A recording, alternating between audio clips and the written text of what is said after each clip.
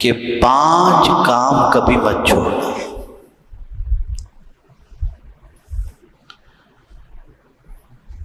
انشاءاللہ العظیم اس کی برکتیں دونوں جہاں میں آپ کو نصیب ہوں گی انشاءاللہ۔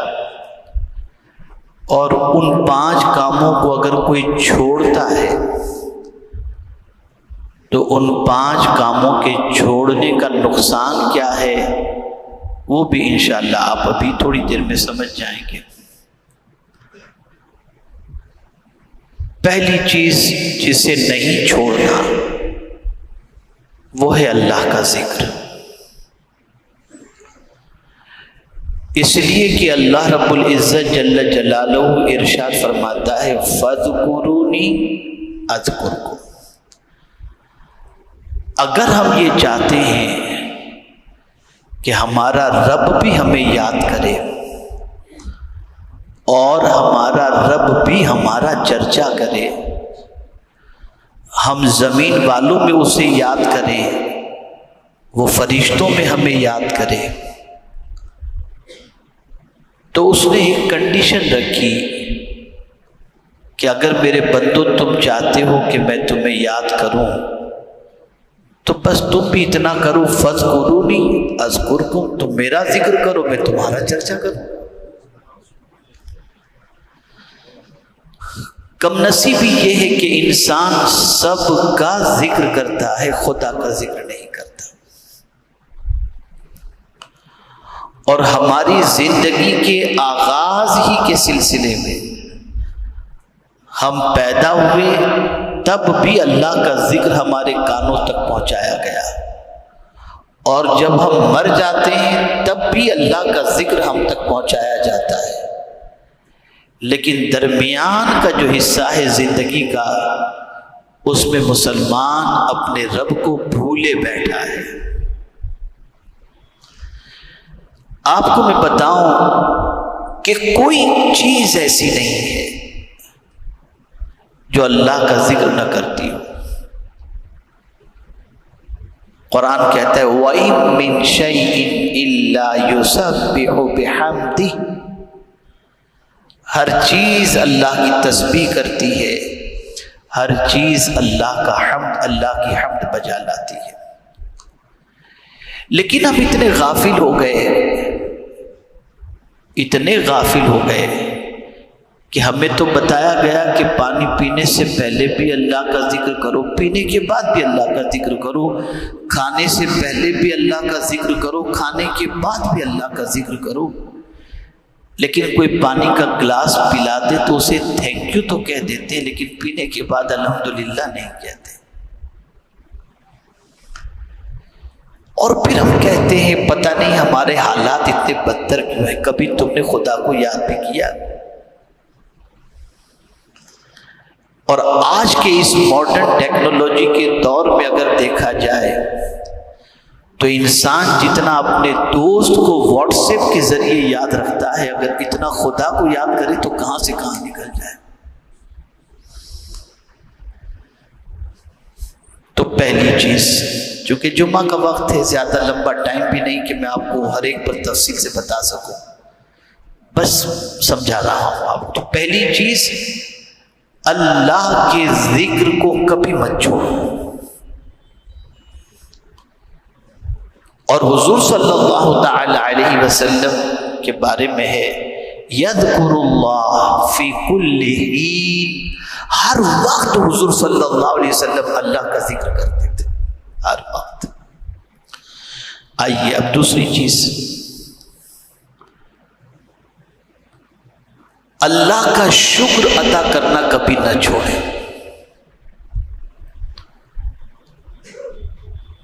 اگر ہم چاہتے ہیں کہ جتنا ہمارے پاس ہے اس سے بڑھ جائے، جتنا ہے اس سے بڑھ جائے، تو اللہ کا شکر ادا کرنا کبھی نہ چھوڑیں۔ اس لیے کہ قرآن کہتا ہے وَلَئِن شَكَرْتُمْ لَأَزِيدَنَّكُمْ، تم شکر کرو گے ہم تمہیں زیادہ عطا کریں گے۔ تو اس کا شکر کرنا کبھی نہ چھوڑیں۔ اور جتنی تکلیفیں آتی ہیں ناشکری کی بنیاد پر، قرآن کہتا ہے ما یفعل اللہ بعذابکم ان شکرتم و آمنتم، اللہ تم کو عذاب دے کر کیا کرے گا اگر تم شکر کرو اور ایمان لاؤ۔ تو پتہ چلا ناشکری کی بنیاد پر، اور ناشکری کے اندر سب سے آگے اگر کوئی ہے تو وہ عورتیں ہیں، کہ آقا کریم صلی اللہ علیہ وسلم نے فرمایا میں نے جہنم میں جھانک کر دیکھا تو زیادہ تر عورتوں کو پایا۔ تو صحابہ نے پوچھا یا رسول اللہ صلی اللہ تعالی علیہ وسلم کس گناہ کی وجہ سے؟ تو سرکار نے فرمایا ناشکری کی بنیاد پر، کہ ان کا شوہر 99 بات ان کی پوری کر دے گا، ایک اگر پوری نہیں کرے گا تم نے آج تک کیا ہی کیا ہے ہمارے۔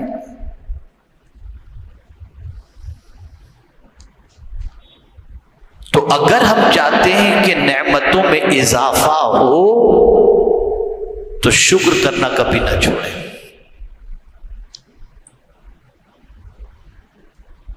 وقت نہیں ورنہ اس پر بھی تفصیلی گفتگو ہو سکتی ہے، میری ایک کتاب ہے اسے پڑھیے آپ، نعمتوں کے زوال کا سبب ناشکری۔ جتنی نعمتیں اللہ چھینتا کبھی، جب ناشکری شروع ہو جاتی چھین جاتی۔ چلیے آئیے اب تیسری بات کی طرف آتے ہیں۔ تیسری جو چیز ہے وہ یہ ہے کہ اللہ سے دعا مانگنا کبھی نہ چھوڑیں ورنہ قبول نہیں ہوگی۔ قبولیت کا کوئی معاملہ نہیں، دعا کبھی بھی نہ چھوڑیں، اور دعا کرنے میں کبھی تھکے نہیں۔ ہم جب آج کے پریشان حال مسلمانوں کو دیکھتے ہیں تو جتنا انسان کے پاس گڑ گڑاتا ہے اگر وہ اتنا خدا کے پاس گڑ گڑائے تو مولا کرم فرما دے۔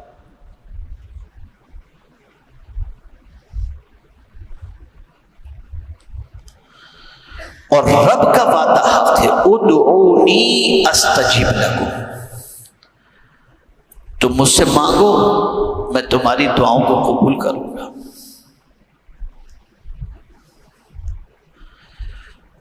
اور اللہ کی شان یہ ہے کہ آپ کو میں بتاؤں کہ کسی بندے سے اگر آپ نے کچھ مانگ لیا نا دوستی ختم، اور اسے برا لگتا ہے۔ آپ ذرا آزما کے دیکھ لیجئے گا زندگی میں، کبھی آپ کو کار کی ضرورت ہو ذرا کسی سے کہیے گا یار تمہاری کار چاہیے، اگر اس کے پاس مرسیڈیز ہے اور آپ کو کہیں جانا ہے مانگ کر ذرا دیکھیے گا۔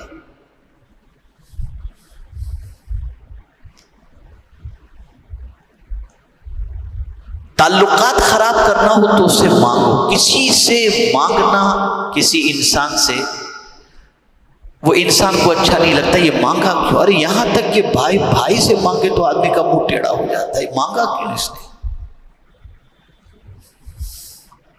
یہ انسان کی پوزیشن ہے۔ انسان سے مانگے تو انسان کو برا لگتا ہے۔ اے میرے کریم تیری عظمتوں پر قربان، تجھ سے بندہ نہ مانگے تو تو ناراض ہو جاتا ہے۔ رب کی شان یہ ہے کہ اس سے نہ مانگو تو وہ ناراض ہوتا ہے۔ غوث پاک رضی اللہ المولا تبارک و تعالی عنہ ارشاد فرماتے ہیں ایک شخص نے مسجد میں نماز ادا کی، اور نماز ادا کرنے کے بعد بغیر دعا کیے، بعض مسجدوں میں آپ دیکھتے ہوں گے دعا کا تصور ہی ختم ہے، سیدھے نکل گئے۔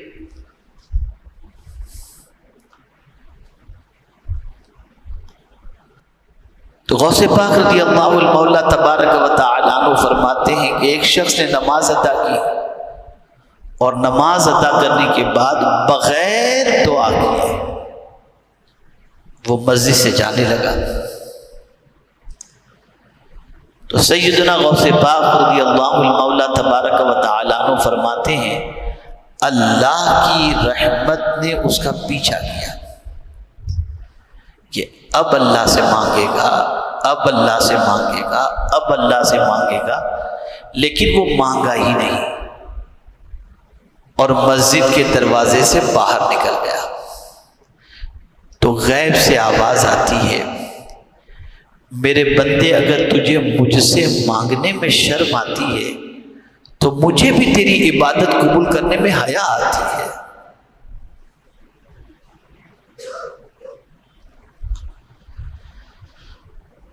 رب سے کوئی نہیں مانگتا تو رب ناراض ہوتا ہے. اور وہ کون سی چیز ہے جو میرے رب کے پاس نہیں؟ وَإِن مِّن شَيْءٍ إِلَّا عِندَنَا خَزَائِنُهُ. اللہ فرماتے ہیں ہر چیز کا خزانہ میرے پاس ہے، مانگو مجھ سے. اور حضور صلی اللہ علیہ وسلم نے مانگنے کا ایک طریقہ بتایا، اسے بھی یاد رکھو. آپ پڑھ کر کے مانگ کے نکل جاؤ، جب تھوڑا سمجھا کرو. مسجد نبوی شریف میں آقا کریم صلی اللہ علیہ وسلم تشریف فرما تھے. ایک شخص نے دعا کے لیے ہاتھ اٹھایا، اے اللہ مجھ پر کرم فرمائے، اللہ مجھ پر رحم فرمائے. جو بھی مانگنا تھا اس نے مانگا. حضور صلی اللہ علیہ وسلم نے فرمایا عاجل تھا، تو نے جلدی کر دی.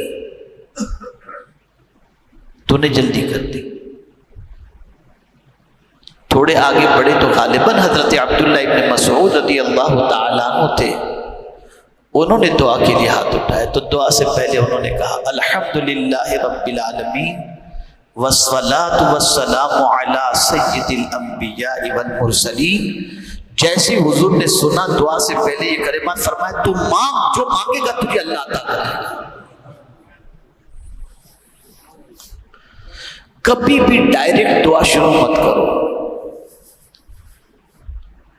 ڈائریکٹ دعا شروع، پہلے اللہ کی تعریف کرو، پھر اس کے پیارے حبیب صلی اللہ علیہ وسلم پر درود کا نذرانہ پیش کرو، پھر رب سے مانگو. سیدنا فاروق اعظم رضی اللہ المولا تبارک و تعالی عنہ فرماتے ہیں کہ جو شخص دعا سے پہلے درود نہیں پڑھتا اور دعا کے آخر میں درود نہیں پڑھتا، اس کی دعا معلق رہتی ہے. معلق یعنی لٹکی ہوئی رہتی ہے. اور اگر کوئی شروع میں بھی دعا کر لے، شروع میں بھی درود شریف پڑھ لے، آخر میں بھی درود شریف پڑھ لے، تو سیدنا فاروق اعظم فرماتے ہیں جب درود قبول ہی ہوتا ہے تو اس کے صدقے پہ دعا بھی اللہ قبول فرما لے. سیکھو، یہ سب چیزیں سیکھنے کی ہے.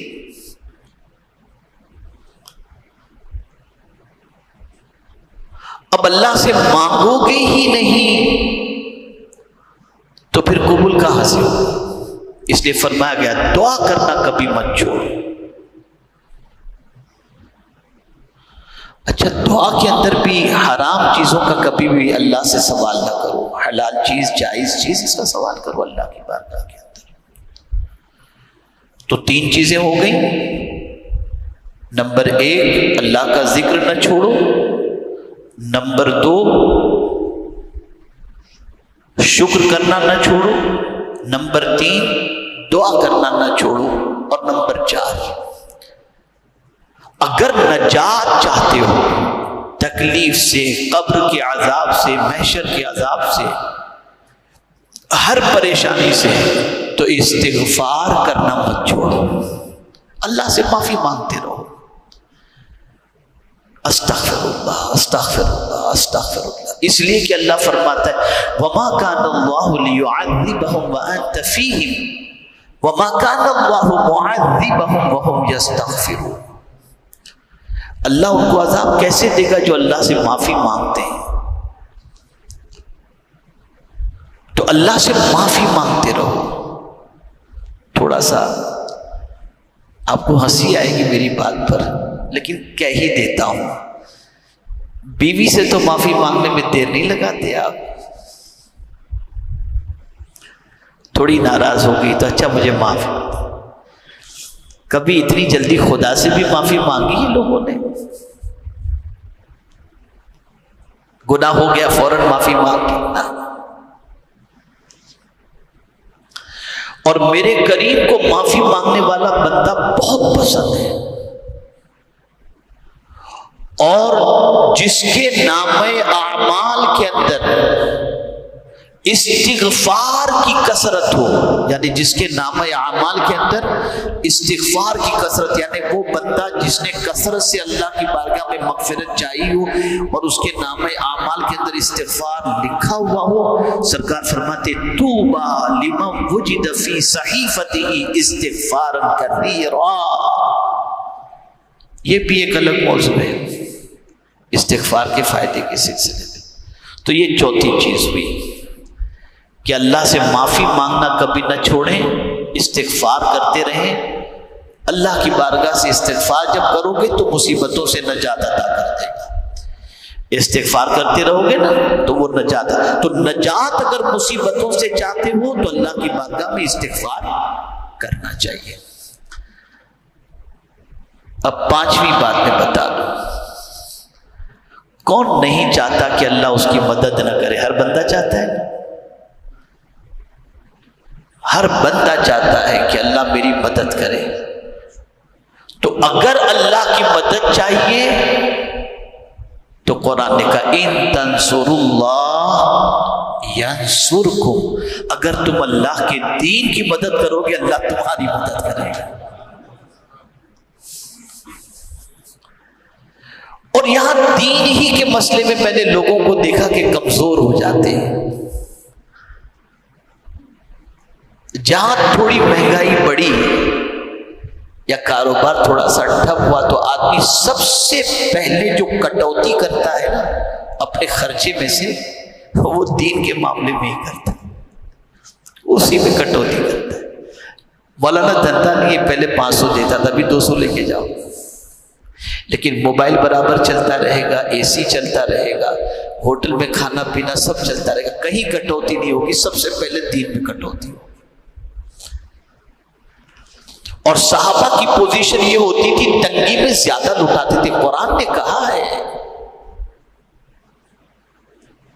فی السراء والضراء، یہ تعریف قرآن کی، اعدت للمتقین الذین ينفقون فی السراء والضراء، وہ خوشی میں بھی لٹاتے تھے اور تکلیف میں ہوتے تھے تب بھی لٹاتے تھے۔ اس سے آپ یہ نہ سوچیں کہ میرے کہنے کا مقصد یہ کہ بچے بھوکے ہوں اور مسجد کے اندر دوسرا کا مسجد کا کام، یہ نہیں، یہ مقصد نہیں۔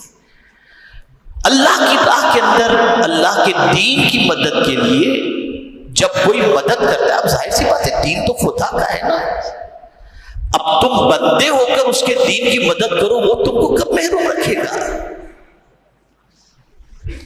تو اس نے کنڈیشن لگا دی، میرے بندے اگر تو چاہتا ہے کہ میں تیری مدد کروں، ان تنصروا اللہ ینصرکم، اگر تو اللہ کے دین کی مدد کرے گا اللہ تمہاری مدد کرے گا۔ یہ 5 چیزیں ایسی ہیں جس کو کبھی نہیں چھوڑنا چاہیے۔ ویسے تو بہت ساری چیزیں ہیں لیکن ان چیزوں کو اپنی عادت بناؤ۔ اللہ کا ذکر کرتے رہا کرو، کرتے رہا کرو۔ گناہ آدمی اس لیے کرتا ہے کہ اللہ کا ذکر چھوڑ دیتا ہے، اس لیے کہ شیطان دل سے چپکا ہوا رہتا ہے، جہاں اس نے اللہ کو یاد کیا شیطان بھاگا وہاں سے۔ اور اللہ کے ذکر سے بڑھ کر کے کچھ بھی نہیں، وَلَذِكْرُ اللَّهِ أَكْبَرُ، اللہ کا ذکر سب سے بڑا ہے۔